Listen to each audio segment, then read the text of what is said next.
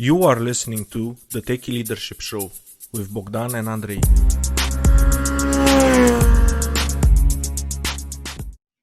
Hello and welcome to the Techie Leadership Show. Today with me I have Steve Brown.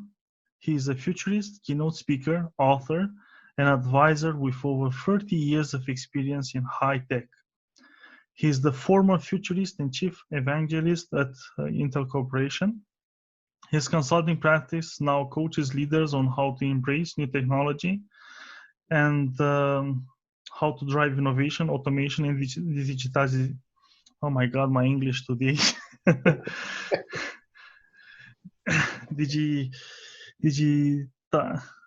think it's spelled wrong also.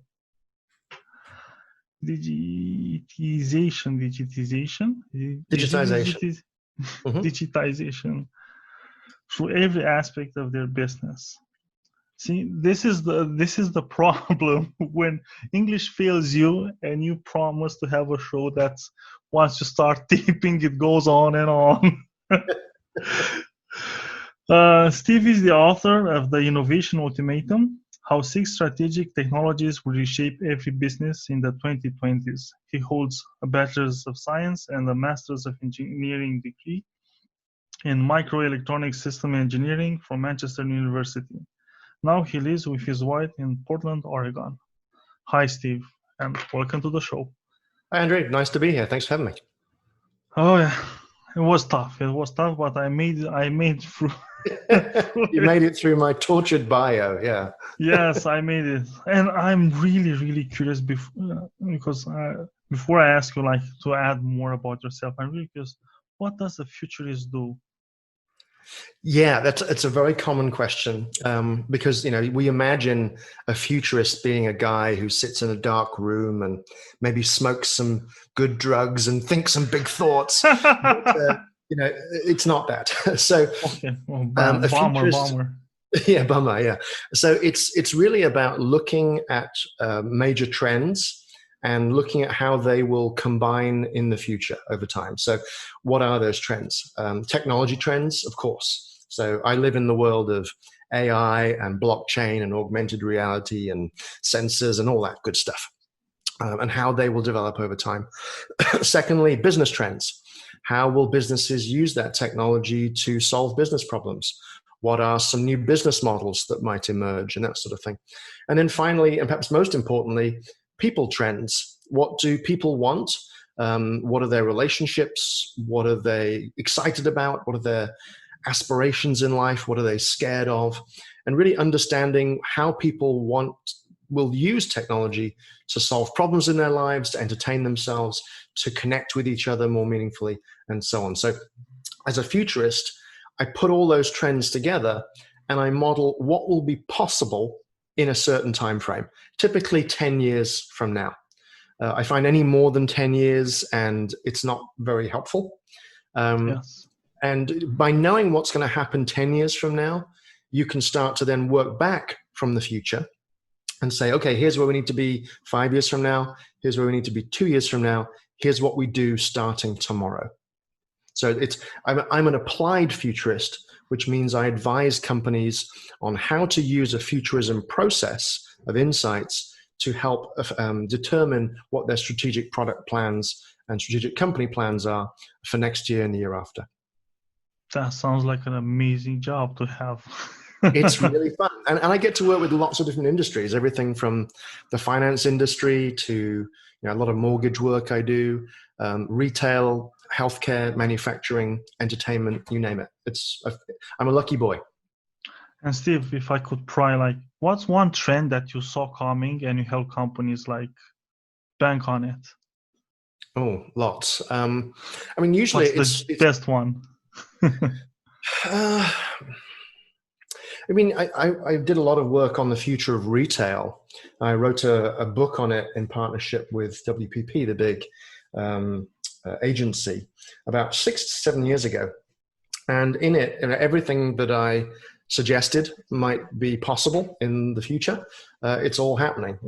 Since then, at the time we said drone delivery would be possible, and guess what? That's now looking like it's going to come to pass. That augmented reality would be part of the shopping experience in future. That's looking like it's going to be happening. But just generally, the move to e-commerce and the digitalization of the whole retail shopping experience and the fulfillment that comes behind that. We've seen the rise of Amazon and Alibaba and other companies like it. That's probably the most obvious, but I've got some wrong too. I said there'd never be a flying car in our lifetime, and guess what? We're going to have that in the next couple of years as well. Well, I've been waiting for a flying car for all my life. Haven't we all? According to the movies, we should have already have them, but they're not here. So hopefully they're going to be. Steve, do you want to add anything else about yourself? I started life as a nerd, so I have a couple of degrees in microelectronics. So there was a time when I could design chips and write software. I couldn't do that to save my life now, quite honestly. But I'm just fascinated by what technology will allow us to do. In particular, I'm interested in the future of work and how these technologies will allow us to not replace humans in the workforce, maybe for some jobs that are dangerous, boring, repetitive, but how we will use these technologies to elevate work, to help people not just be more productive, which as a worker in corporate America, for myself for many years, it feels like, you're constantly being whipped and told to be more productive, right? And the tools you're given are just, pump out more in your 8 or 9 or 10 hours a day. These new technologies are elevating us and enabling us to not just be more productive or efficient, but to be more creative, to be more intuitive, to be more empathetic, to make higher quality, better informed decisions. That's the stuff that fascinates me. And really thinking about using technology to make the world a better place. That's what I focus my practice on. I worked at Intel for over 30 years of my life. I left in 2016 and I set up my own practice to help companies, big and small, to understand how they can use technology to make their businesses more innovative and to do good for people. That sounds really good. And when I'm thinking about, I don't understand why people are afraid that robots are going to come in and take their jobs. They're going to take the jobs that we as humans should not do. They're like the repetitive, as you said, like boring jobs. It's not something we as humans were meant to do. We need more creative, in my opinion, more creative, more diverse jobs each day to be different at work. It's not the same day in, day out, because it's not a great life. Yeah, I mean, you look at mechanization in the the Industrial Revolution. Before the Industrial Revolution, 95% of people worked in farming, and it was backbreaking, horrible work, and you were lucky to live to 40. Since then, we've mechanized the fields, and less than 3% of people now work in agriculture, and the average lifespan has gone shooting up. Quality of life, wealth generation. So yeah, I agree with you. I think if we use technology right, then we can do the right thing for humanity, and have less people doing miserable, hard, physical labor, dangerous work. Yeah. And I'm really curious, like what new jobs would appear, because people are going to be available to do the work, and new industries are going to spring up, new opportunities. So it's going to be great. I, for one, cannot wait for the robots to march in. Yeah, and the challenge is, how do you move people from truck driving jobs or agricultural jobs into new roles? And we don't have an automation problem; we have an education challenge. Yes, right? That's a big challenge. That's the way we should be thinking about it. And leaders, we need good leaders to drive the change. So let's talk about leadership now, Steve. Sure. And let's start with the biggest leadership success story you've witnessed personally. I'll pick one from my time at Intel. Great. Back in the early mid-'80s, when the company was run by the legendary Gordon Moore of Moore's Law fame and Andy Grove. And I've met both men. Andy, sadly, now no longer with us, but Gordon lives on his island in Hawaii. They were really challenged at the time because Intel was really in the memory business. And they were trying to figure out, well, what should we be doing with this company? Because they were really under pressure from a lot of the Asian memory vendors who were making memory, selling it below cost, just dumping memory because it was a commodity. And they were getting killed in the market. And they had to make a tough decision. And as leaders, they were able to step outside and say, okay, if we got fired, this is on a Friday, if we got fired today by the board and they brought in new people on Monday, what would they do? And very quickly they said, well, the first thing they do is they would jettison the memory business. They would get out of the memory business and put everything they have into this new microprocessor thing. And so they made the decision, why do we have to be fired and new guys come and do that? We need to make that bold move. And so that was the decision they made. They said, when we come in on Monday, we start the move to get out of the memory business. And that was the beginning of the rise of Intel to become, the multi-billion-dollar company that it is today. So it all started with the leadership asking themselves, if we would be fired, what would the new leadership do? And then doing that stuff. Yeah, and I think that level of fearlessness, to be that bold, that was a very controversial and difficult decision to make because memory was a significant portion of Intel's business. I would liken it in a way to Steve Jobs' decision, right? He invested in the iPhone and, the Mac, when the iPhone came out, the Mac and the iPod were the biggest part of Apple's business. iPod was a significant part of Apple's business. He decided to essentially kill the iPod and eat it with the iPhone, and then double down with the iPad, which then started to eat into the Mac business. So the Mac business is now, less than 10% of Apple's business. And yet, as of today, when we're recording this interview, Apple just became a $2 trillion company. Yes. And how did the leadership at Intel, when they decided to do this switch, how did they make it also become a reality? Because it's not that easy to steer a company, even it was still fairly big to switch direction. Yeah, when I joined Intel in 1985 as an intern, there were 16,000 employees. Now it's over 100,000. They were, I think to their credit, they were very open and honest with the employees. And they were very clear. This is the situation that we are in.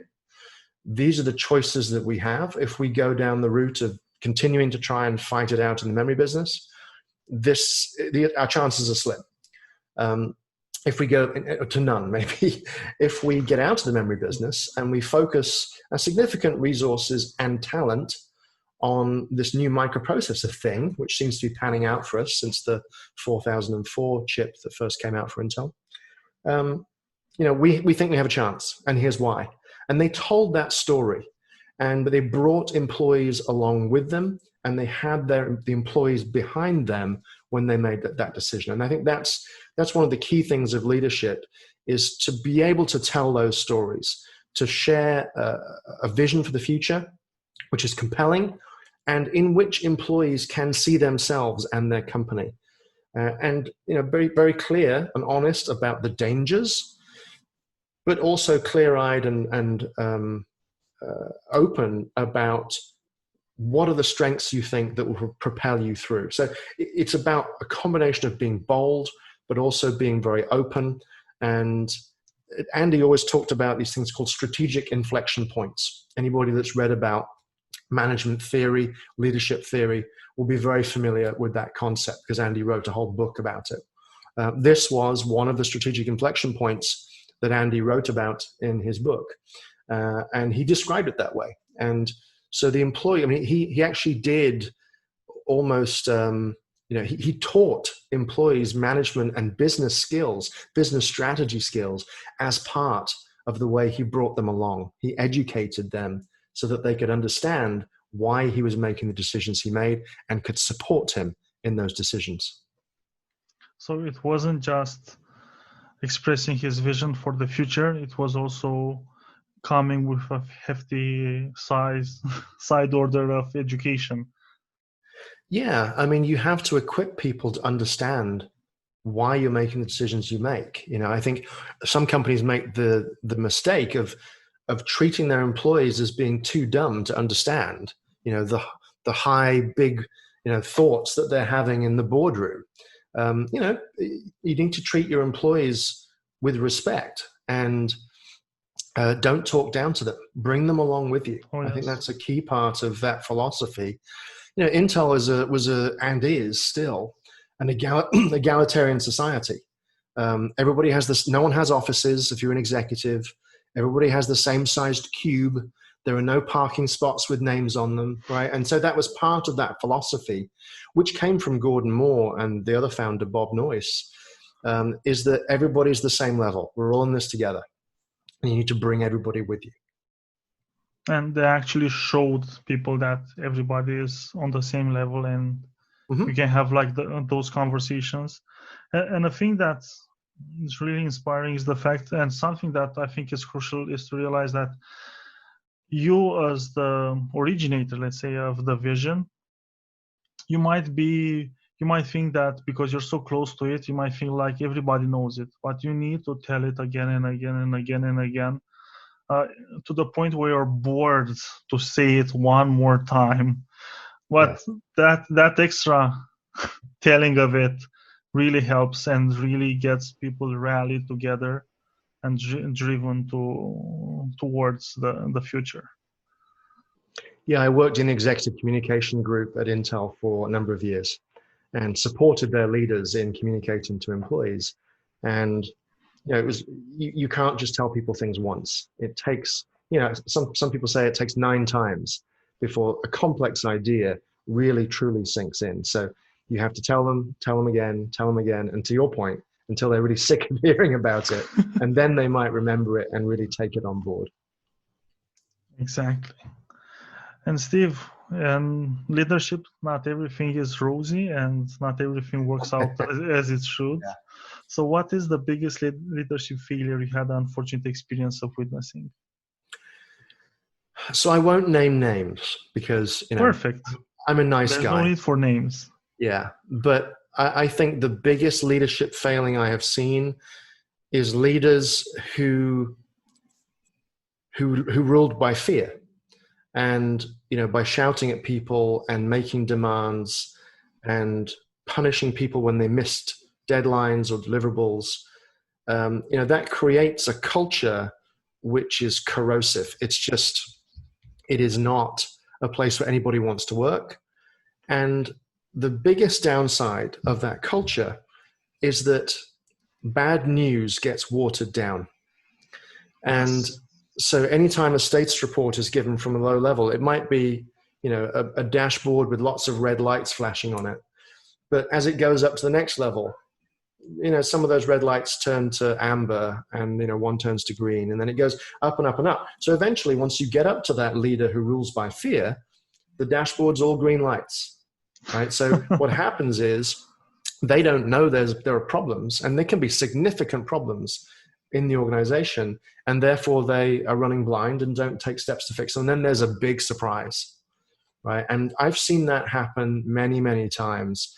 And so I'm always an advocate for leaders who are inclusive, who rule by inspiration and inspire their people to great acts rather than scaring them into working, many, many hours, because that culture of fear never leads to good results. Yes, you said a culture of fear, and it's true. I've never seen it work, and that's the main way it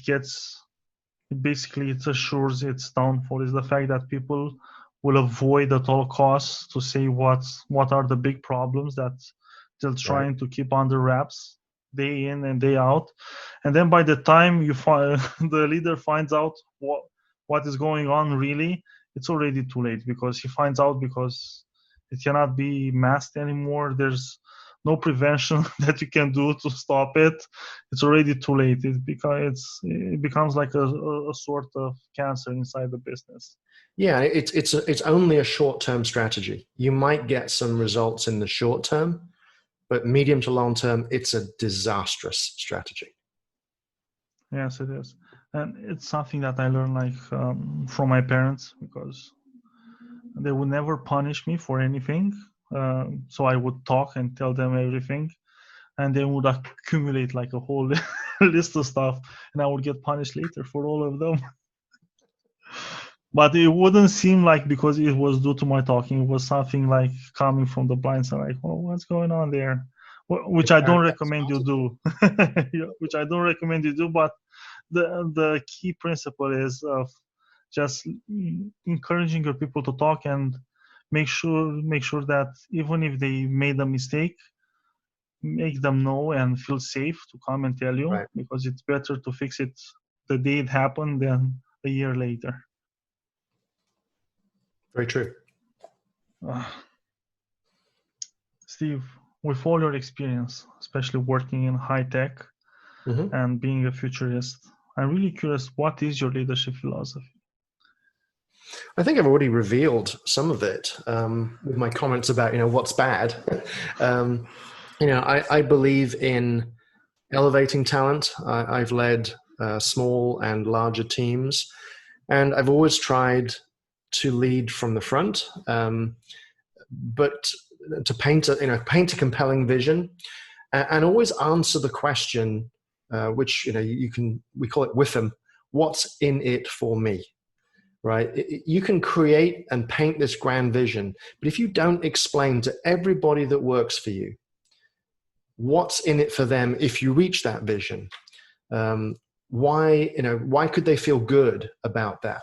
Why are they giving you their discretionary time, maybe working a little on a weekend or putting a little extra effort in a meeting?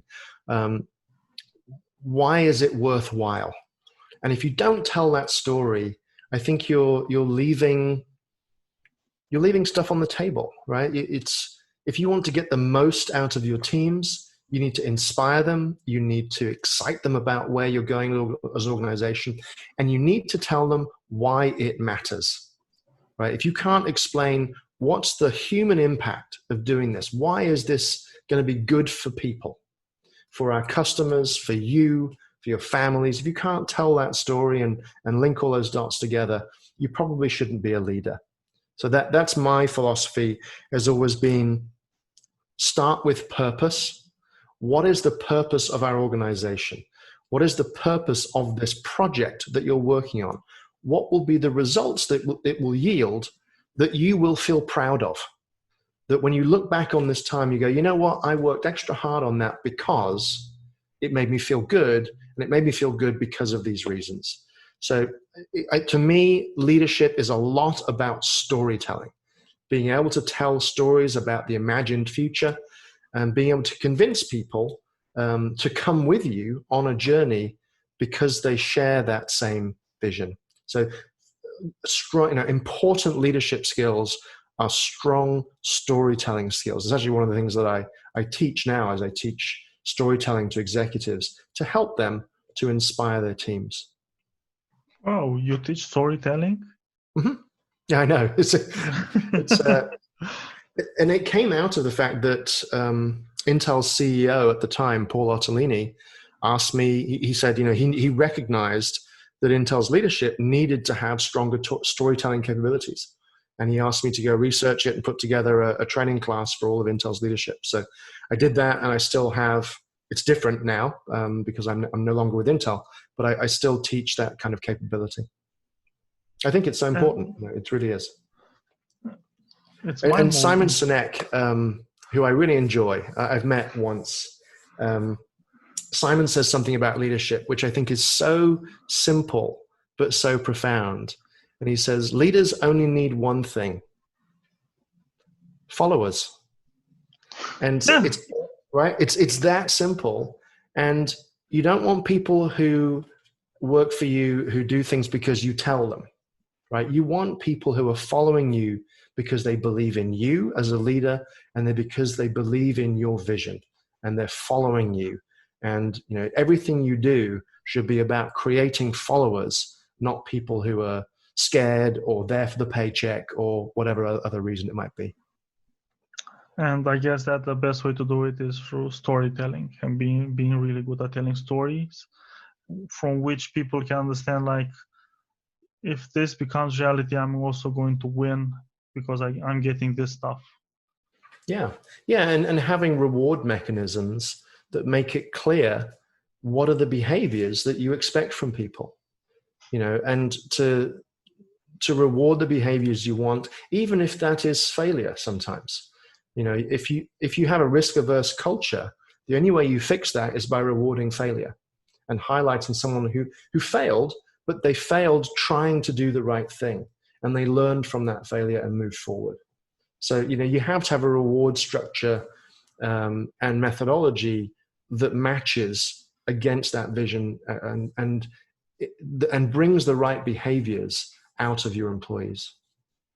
Well, you have to be a really strong leader to be able to reward failure and make it seem like, or be like, people to perceive it like, yes, it's not like a ploy or something like that.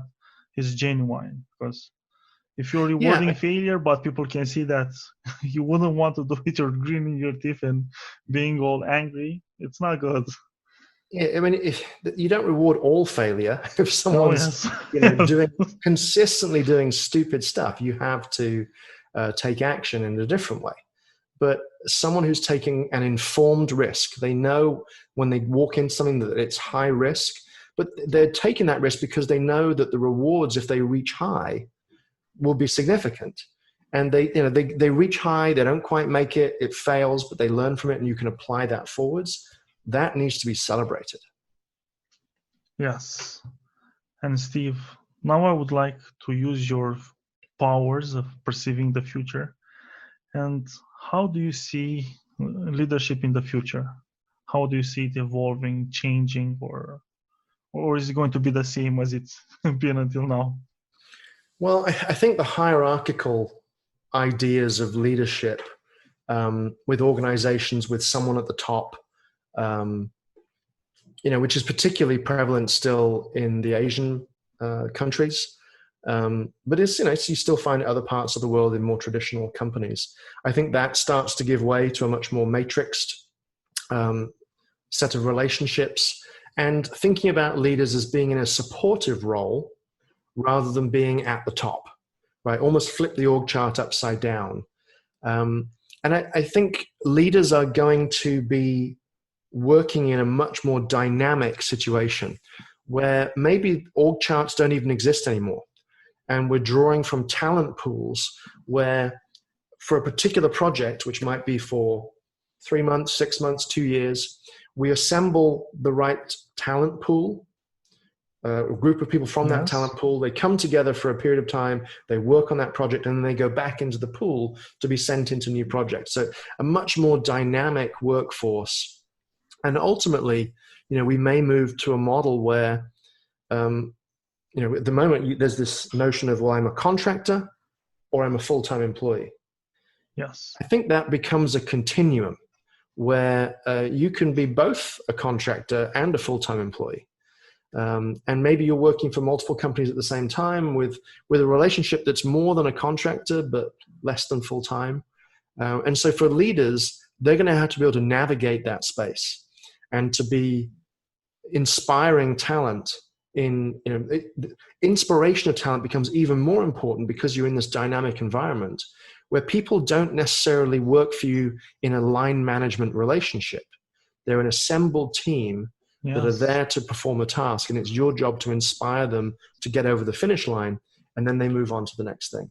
So being ready to work in that environment is one thing. I think the other thing I would share is we're moving to a world where technology will augment us, will elevate our capabilities. Everything from improving our creativity, and AI is going to be a great partner in that, in boosting our intuition, helping us make higher quality decisions. What that means is we're moving to a hybrid workforce, workers who are now a combination of human intelligence and machine intelligence, human physicality and dexterity, and machine strength, robotic strength, and endurance and stamina. If you think about exoskeletons, that sort of thing. So what that means is managers and leaders are now presiding over a blended workforce that are a combination of human and machine. And I'm saying this, and people listening probably thinking, yes, he really has been smoking something. That sounds like sci-fi. We are not far away from that, and I can give you examples of to bring that to life. What it means, though, is that the CHRO, the head of HR, and the CIO, the person who manages IT, are now best friends in an organization. And leaders have to think about their workforce as being this blend of human and machine, and keep investing in both the human talent and the machine talent. So let me give you an example to bring that to life. Okay.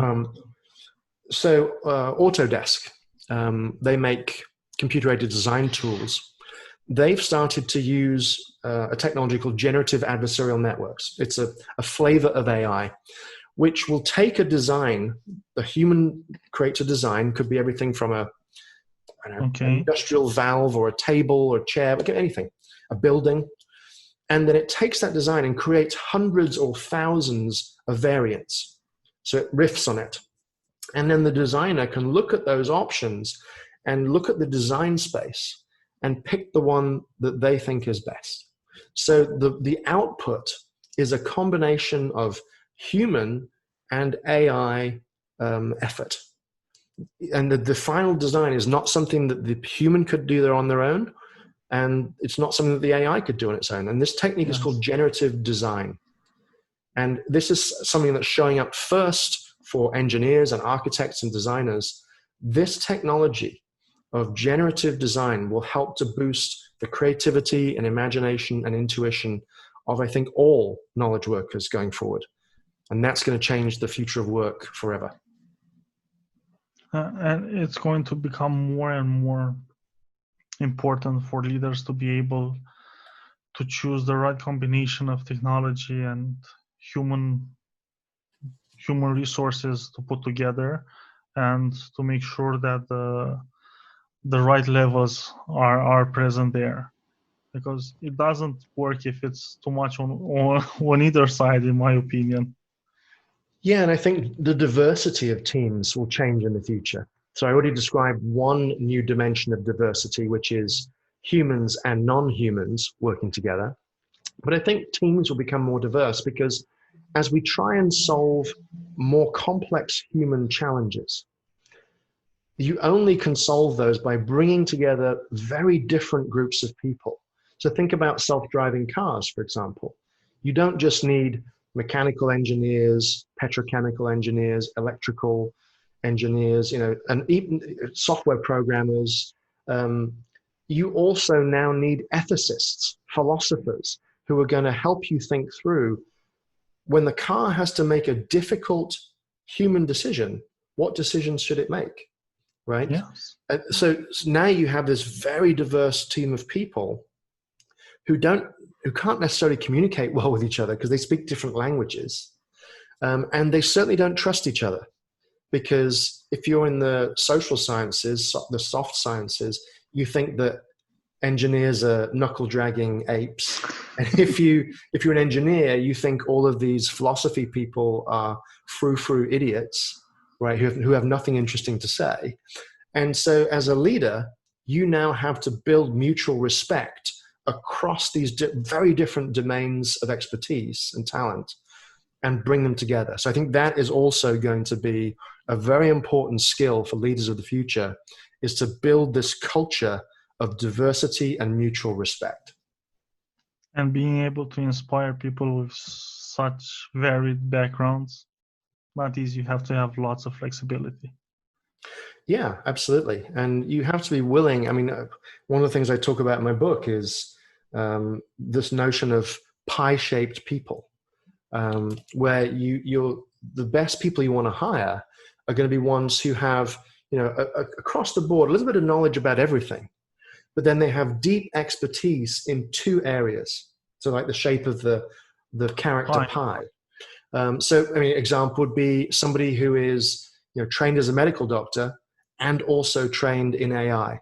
That's a great person to help you bridge those two worlds and to help you figure out how can I use AI to do diagnostics and help us to see patients in a whole new way in the world of healthcare, for example.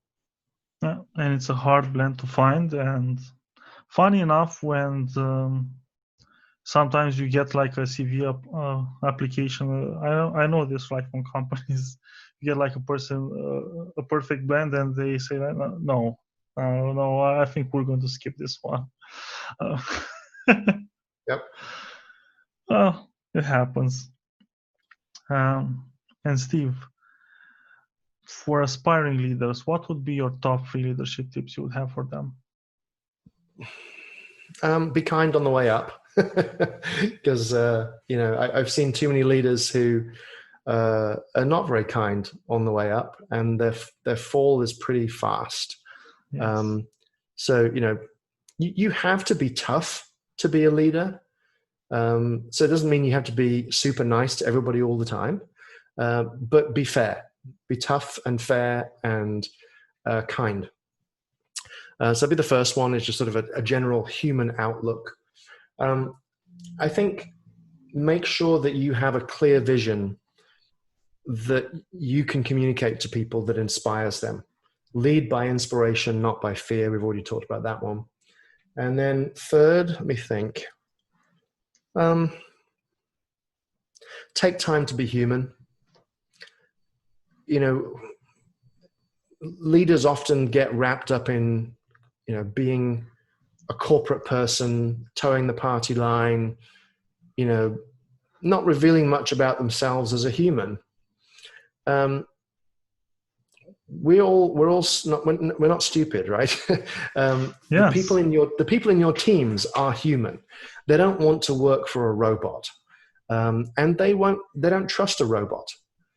So be human. Be open about your own fears and concerns. Be honest about the challenges ahead, and reveal something of yourself personally, because that will build a relationship with your teams that will allow them to follow you more passionately. If you're honest about who you are, because people are able to spot that dishonesty or that lack of authenticity a mile away. So, or a kilometer away if you're in Europe. So, be human and don't be afraid to be human, because I think often leaders want to be private and hold that back, and that will do them a disservice. That is true. And I would really like to ask you, referring like to the second tip you have about having a clear vision, since these are like tips for people getting into management or wanted to get into management. What do you do if the company doesn't have like an inspiring vision and you want to be a good manager? How do you provide? Do you provide a new vision? Do you talk with management to get a new vision, or do you try to translate the vision that is there into something more enticing? Yeah, I mean, vision statements are universally poorly done, right? There are some great ones. There are many awful ones. And what makes a good vision statement versus a bad vision statement?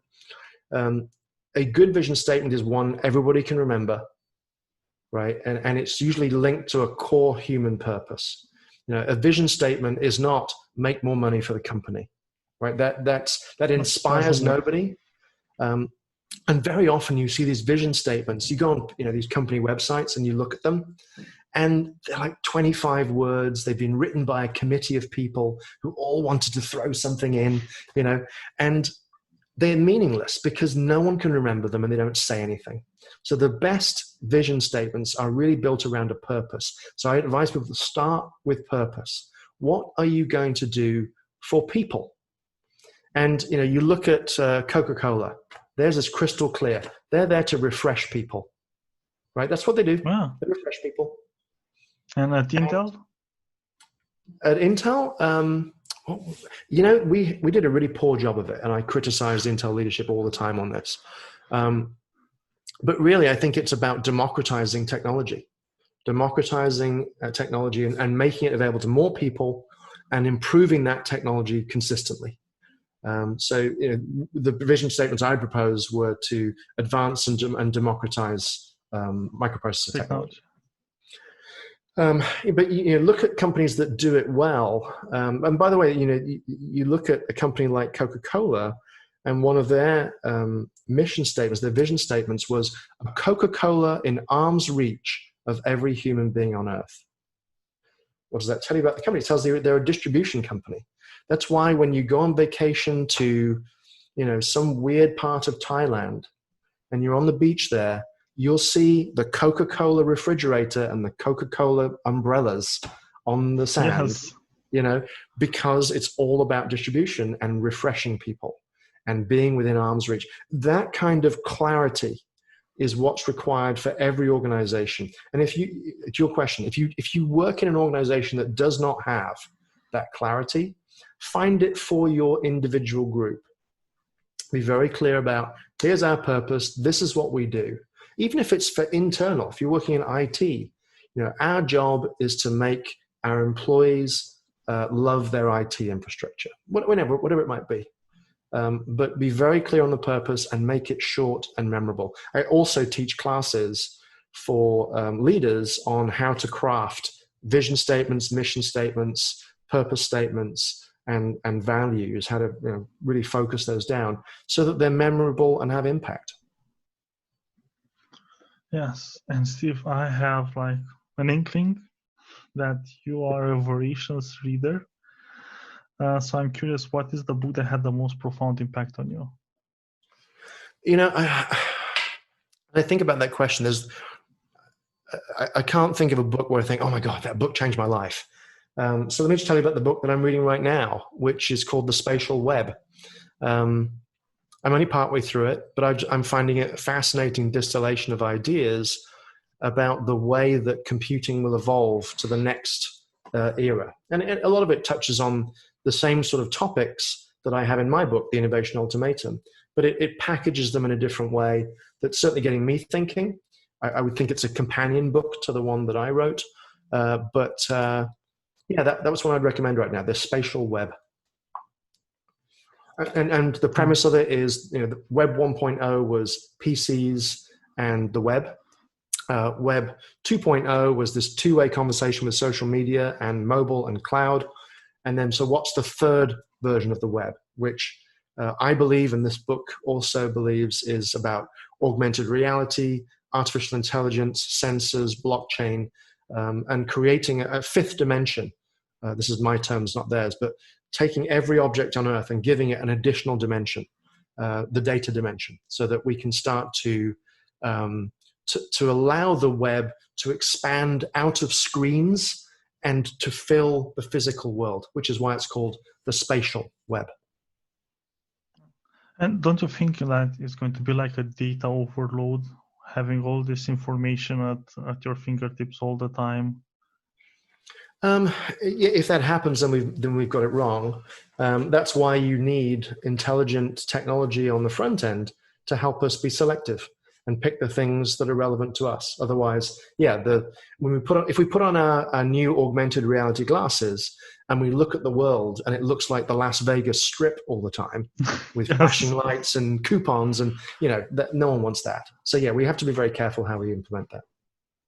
Yeah.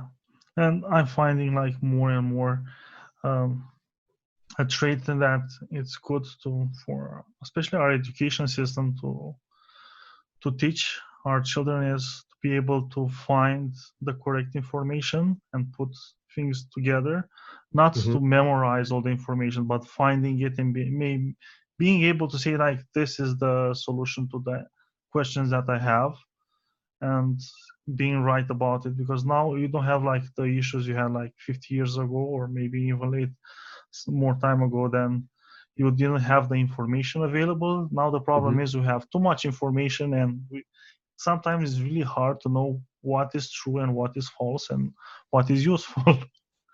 Yeah, we need to learn how to think, not how to remember, because the internet can remember for us.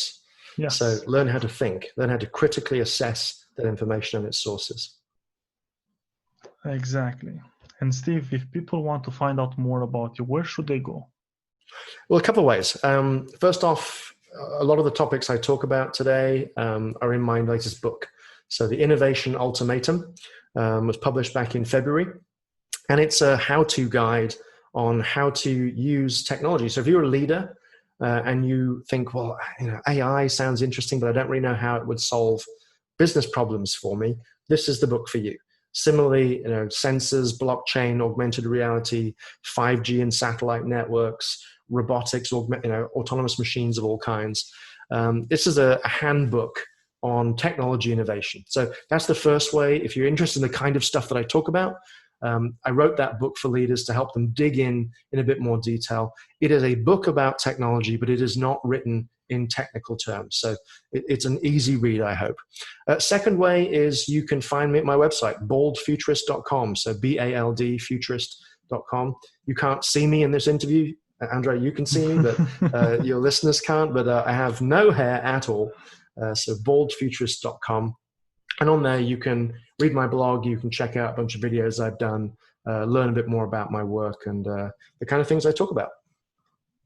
That sounds really great, Steve. And I'm going to put links to your book and to your website in the show notes so people can more easily find them. And I highly recommend people to pick up your book, The Innovation Ultimatum. I'm planning to get a copy myself and read it because I'm interested, like, what's the vision for the future? Where are we heading and what is happening? How to apply it, especially nowadays in the business environment, to be able to be ahead of the curve. Well, yeah, I wrote this book with a 10-year horizon. So it's written in how technology will reshape every business in the 2020s. With COVID, it's accelerated everything. So a lot of my clients are coming to me and saying, hey, we're taking our 5-year plan and we want to implement it this year. So a lot of the stuff I write about in my book, I thought would take the whole 2020s. I now think it's going to happen in the next 5 to 7 years. So buckle up. I hope the book is available to you all. Well, thank you so much, Steve, for being on the show.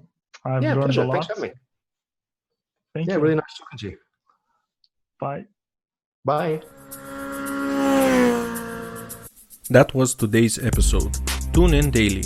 Rate, like, subscribe, and share, please. Oh, you can find further info and materials in the show notes on techyleadership.com, including links to the guest book recommendations.